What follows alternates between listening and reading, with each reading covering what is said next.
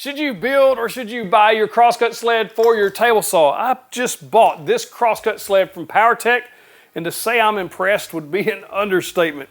Let me show you what this can do, and then we'll talk about should you build or buy. Let's go. All right, so out of the box we get a very nice base for this crosscut sled. This is kind of impressive to me. I like it. It has a nice finished feel on the top. That's a really nice durable finish. And we get a miter gauge that goes from 0 all the way to 50 degrees. And we're going to assemble this, but it also includes a fence and some other niceties that you would have to add onto a regular crosscut sled. It would take you a little bit of time to do that if you were putting on a miter gauge and all that.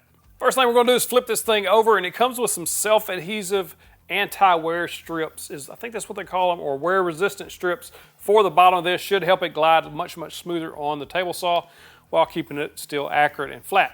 These are very easy to put on. You literally just peel the backing off and stick them on. Comes with 4. I'm going to put 3 on because that's what the instructions tell me to do. And we always read instructions, right? This comes with an aluminum miter bar, and what that's going to do, you attach it to the bottom of the sled, and then you can adjust it with these 8 nylon screws that go all the way down the length of this bar. When you put those in, I would go ahead and put them all the way in so that neither side is sticking out, and then take it over to your miter saw slot before you put it on the sled and adjust it so that there's no wiggle in there. And that's going to allow you to really dial this in so that it slides correctly and so that it isn't too tight. So you can really dial this in. I like that they did that. And it does include a screwdriver that fits these perfectly.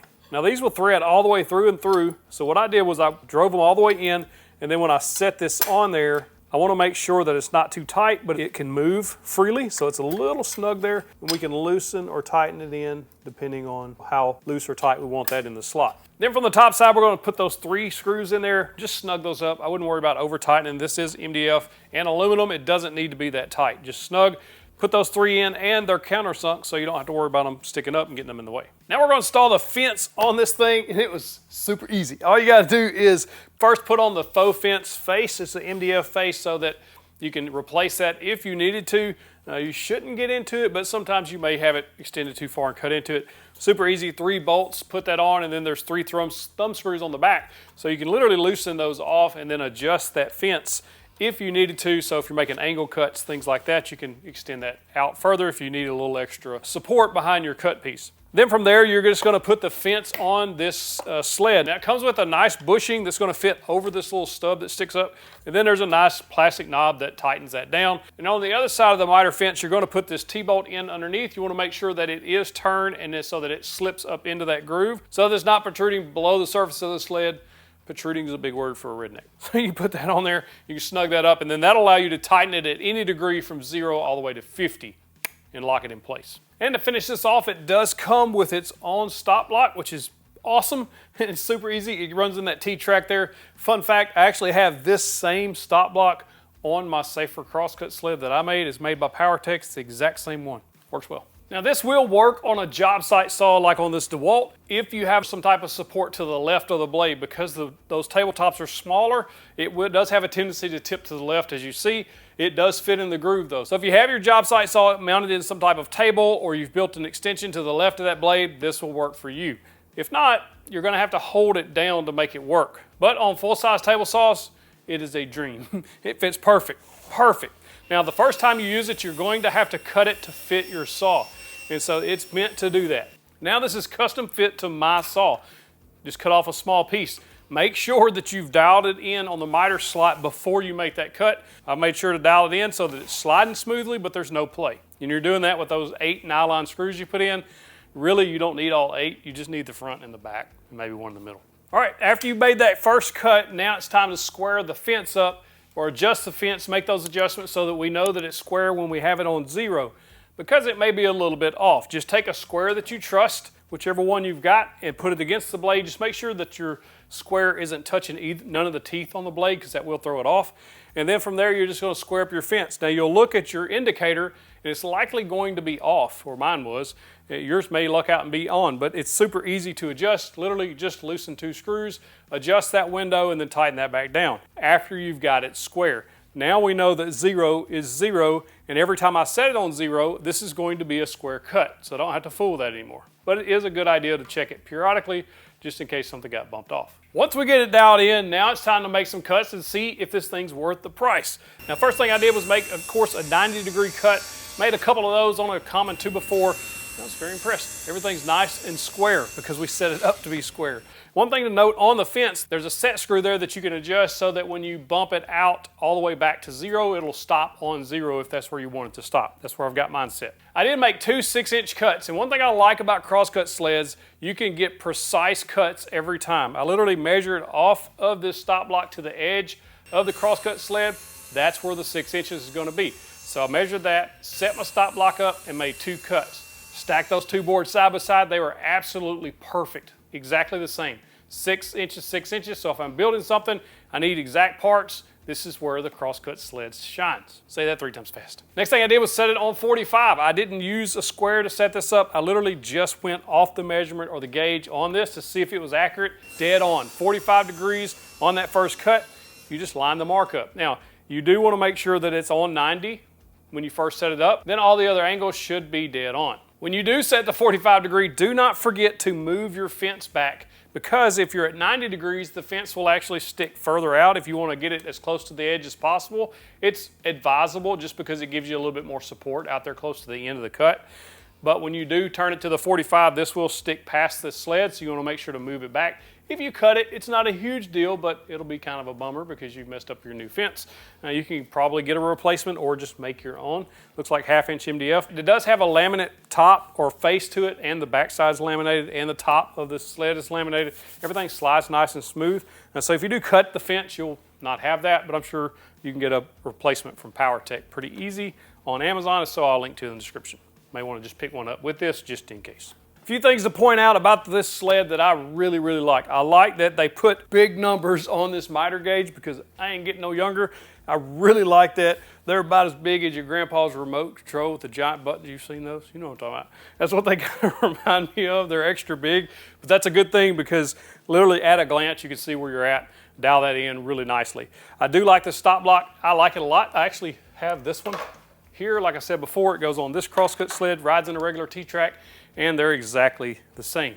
I've been using this one for quite a while, and I've been very pleased with it. Works well. I like this design. Another thing to point out is the fence is square to the sled, not just toward the blade, but also vertically. It's square. I checked it with my woodpecker square, perfectly square all the way down the length of this, so that's a positive. One huge benefit of this PowerTec sled is the fence. It's an extruded aluminum fence and it's perfectly square. Even when you slide the faux fence in front or the sacrificial fence in front, it still remains square. And it does have the T-track on the top as well as the front, so if you wanted to add some type of accessory or any other type stop blocks, it should work with this if it works with standard T-tracks. I like that this is a nice solid aluminum fence. Included with this crosscut sled is a very handy clamp. It's just a standard T-track clamp, well made, slides right in there, super easy to get in and out of there.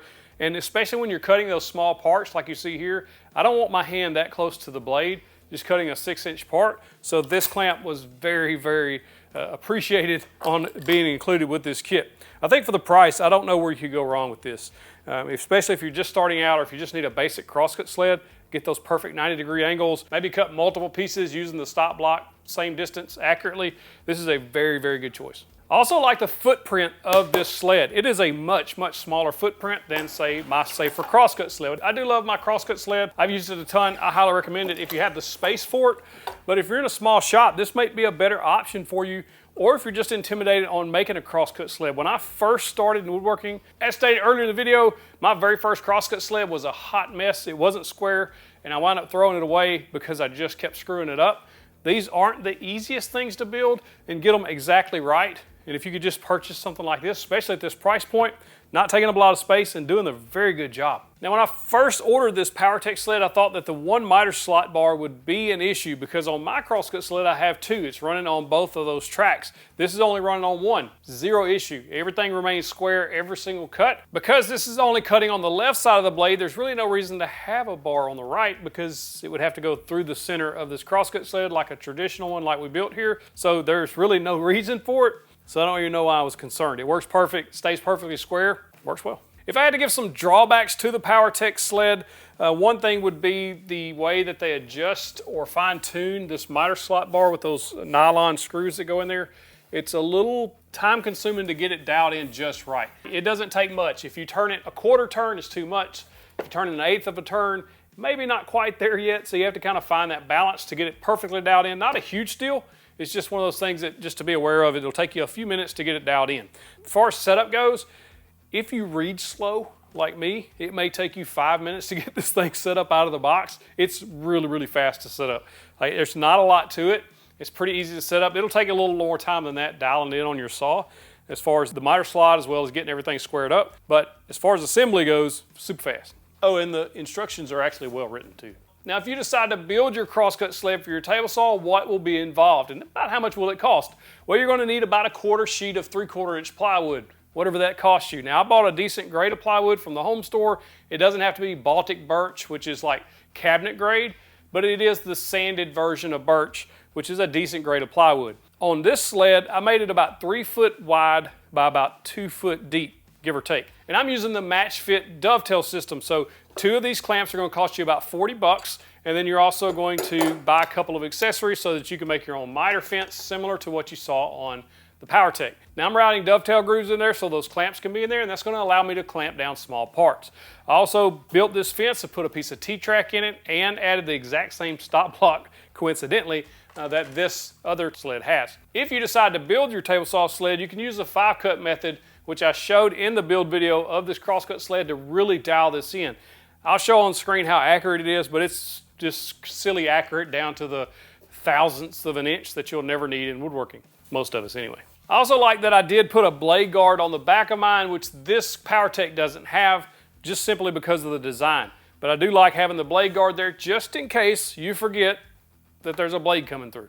You never know. We can get complacent. So why would you buy a crosscut sled versus building a crosscut sled? Well, it just depends. Like we said, space savings. This is much smaller. As you can see here, it takes up a third less space, maybe a little more than, say, the one that you build for your table saw. And also the convenience of having that scale on there so that you can easily set up those angles. And honestly, the frustration or the time involved in making one, you might want to just save that and grab one of these instead. However, there are some benefits to having your own built like this. You know for a fact that it's dialed in. This one's dialed in to some extreme weird accuracy that I'll probably never need, but I know it's there. I also like the fact that I have safer handles on the back that help me push and pull that, and you get better capacity in there as far as cross cutting. If I needed to set up the stop block further away from the blade versus this one, while I rarely use it for cross cutting that much longer stock, it is handy to have when you need it. So what's the price difference if you decide to build one like this versus buy the PowerTec? It's kind of surprising, actually. I thought it would be different. So the PowerTec is $119 most of the time. Link in the description, pinned comment, you want to check it out.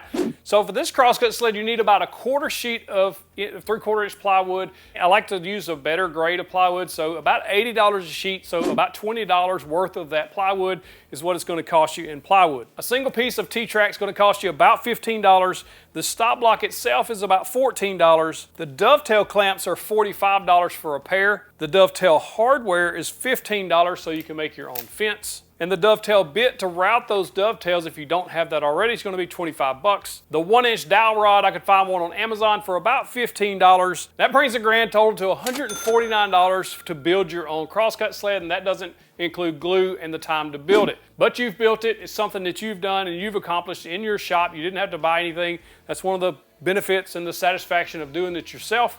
And it has a few features that the PowerTec doesn't have. However, if you're on a budget or if you just don't want to fool with building one, this PowerTec for $120 is a very good option and a very good value, in my opinion, for everything that you're getting with this sled. If you don't want to buy that and you want to build one, there are plans and a build video available for this. If you want to go check that out after the video, linked in the description. If you're trying to grow a woodworking business, trying to get your first sale, trying to figure out how to price your products, I put a free masterclass together, linked in the description. It's totally free. Go check it out. It's going to come with a free pricing guide as well to help you price your products.